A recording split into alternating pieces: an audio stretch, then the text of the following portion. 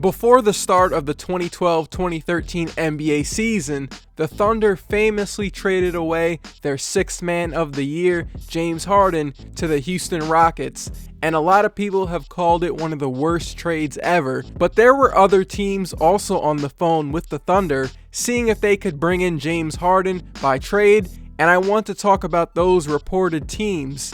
Two of them had a legitimate shot at bringing in Harden in 2012, and the other teams, the trade talks never got that far, and they just weren't that serious. Let me know which team out of these two messed up the most. Let's try to hit 700 likes in the first day on this, and go into the first team. The first team on the list that were in trade talks with the Thunder in 2012 were the Toronto Raptors. According to reports, Sam Presti, the Thunder GM, called up and he proposed a trade centering around Jonas Valanciunas.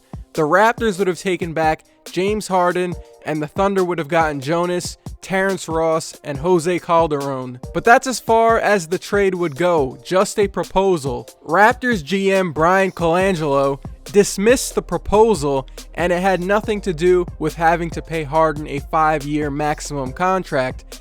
Even though Jonas hadn't played a game yet for Toronto, Colangelo reportedly thought it would be better to build the front court around Jonas than try to fit Harden around Lowry and DeRozan. Remember, this was before the Raptors traded for Rudy Gay, so they probably would have ran a starting lineup of Kyle Lowry, Harden, DeRozan, Andrea Bargnani, and Amir Johnson. Looking at this deal now in 2017, it's funny that the Raptors valued Jonas this high over Harden. There was a second team that was in trade talks with OKC for James Harden, but they backed out, and that team is the Washington Wizards. Yes, the Wizards had a chance at getting James Harden, but Wizards owner Ted Leonsis rejected the deal because he did not want to sign Harden to a 5-year maximum contract and potentially go over the luxury tax. The Thunder really liked Bradley Beal, and Sam Presti told Bradley Beal a few days before the 2012 draft that he was looking to move up in the draft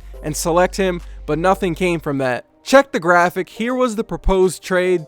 The Washington Post said that the Thunder agreed to send Harden to DC in exchange for Bradley Beal, who just got drafted, and second-year forward Chris Singleton, who I don't even think is in the league right now. Here's what the Wizards owner said in an interview about rejecting the Harden deal. "Can you have two ball-dominant alpha people on the team? It was hard. We envisioned what's happening now, which is a point guard who has the ball a lot and a shooting guard. If that worked, they'd play well together for a long time." So basically, the Wizards owner preferred to have his point and shooting guard duo be one that is ball dominant and the other one can play off the ball, like how John Wall and Bradley Beal are. And that makes sense. But man, all I am imagining right now is the Wizards having two backcourt stars in the East and dominating. The Eastern Conference playoffs would have been really fun that year if you add in a James Harden and John Wall Wizards team to the mix of the Heat's big three, the Knicks, who won 54 games, and the Pacers, who ranked number 1 in defense that year. But I gotta note that John Wall didn't see the floor until January because of a knee injury that year. I still think they get into the playoffs.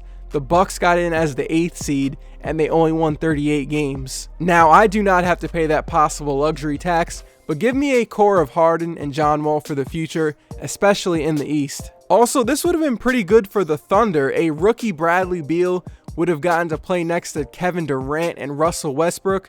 Beal in his rookie year averaged 13 points per game on 38% three-point shooting. Beal has missed a lot of games because of injuries, but he would have been a nice young replacement for Harden on a cheap contract. He is a perfect spot-up shooter next to KD and Russ. There are two other teams in the thumbnail next to the Raptors. Let's quickly go over them. The Jazz called Sam Presti about James Harden, and those trade talks didn't go far. The Suns were also on the phone with the Thunder. Phoenix had some assets. They had 2 first-round picks and young players they could have traded, but like the Jazz, it didn't go far. So yeah, those are the teams that could have had James Harden. The Wizards and the Raptors were the most serious. James Harden on the Wizards would have been so much fun to watch as a fan, plus it makes the East more competitive, but some owners just don't want to pay that luxury tax. If you're still here, shout out to you. 2 more days until the NBA season starts. It should be a good year, so I'll see you guys in my next video.